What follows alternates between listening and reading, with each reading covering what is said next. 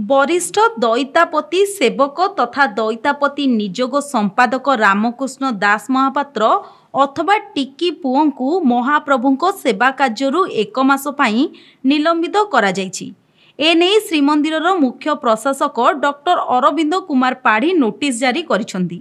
निलंबन अवधि रे टिकी पुओ कोनोसी सेवा पूजा रे सामिल होई परिबे नाही किंबा श्रीमंदिर को प्रवेश करि परिबे नाही।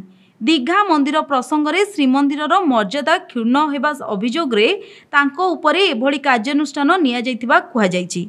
दीघा जगन्नाथ मंदिर प्रतिष्ठा कार्यक्रम में श्री दास महापात्र जोग देइथिले। सेठारे जगन्नाथ धाम दीघा लेखा जाइथिला। पुरी ही जगन्नाथ धाम होइतिबारु एहा जगन्नाथ प्रेमीक मनरे गभीर आघात पहुंचाइथिला। उद्योक्ता मानक निकटरे टिकी पुओ काहींकि एहार प्रतिवाद करिनथिले से नै गत 3 तारिख रे तांकु कैफत तलब करा जाइथिला। उद्योक्ता मानक निकटरे टिकी पुओ काहींकि एहार प्रतिवाद करिनथिले से नै गत 3 तारिख रे तांकु कैफत तलब करिथिला श्री जगन्नाथ मंदिर प्रशासन।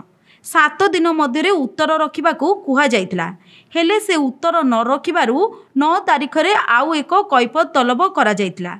विभिन्न निजोग मानकू एही प्रसंग रे मत रखिबाकू कुहा जाइथिला।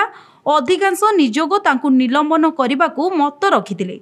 निलंबन आदेश रे स्पष्ट करा जाइछि जे निलंबन अवधि समय रे दैतापति अन्य निजोगर कोनोसी सेवक तथा अन्य कोनोसी व्यक्ति को से प्रलोभित करि परिबे नाही। धमक चमक दे श्रीमंदिर कोनोसी सेवा पूजा बा नीतिकांति रे बाधक साजिबे नाही। एपरी कले निलंबन अवधि को बढ़ा जाई आहुरी कठोर कार्यानुष्ठान नियाजिबो। एही समय श्रीमंदिर कमांडर तथा वरिष्ठ सुपरभाइजर नियमित भावे श्री दास महापात्रଙ୍କ आचार व्यवहार उपरे नजर रखिबे। नियमित श्रीमंदिर मुख्य प्रशासक को रिपोर्ट प्रदान करिवे। निलंबन समय बा परवर्ती समय रे श्री दास महापात्रଙ୍କ विशृंखला आचरण परिलिखित हेले श्रीमंदिर प्रशासन तरफरु प्राप्य पाउणा पुरस्कार रद्द कराजिबो। Bureau report, public media.